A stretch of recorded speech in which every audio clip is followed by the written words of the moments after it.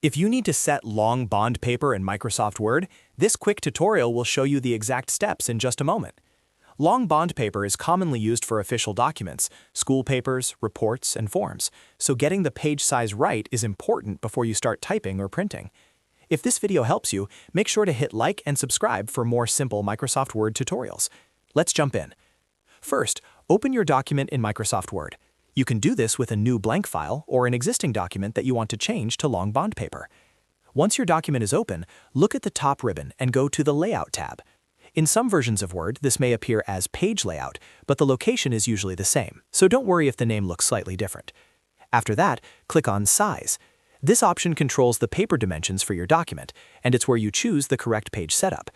When the paper size menu appears, select Legal, which is 8.5 inches by 14 inches. This is the standard long bond paper size in Microsoft Word, and once you choose it, your document will automatically adjust to that page length.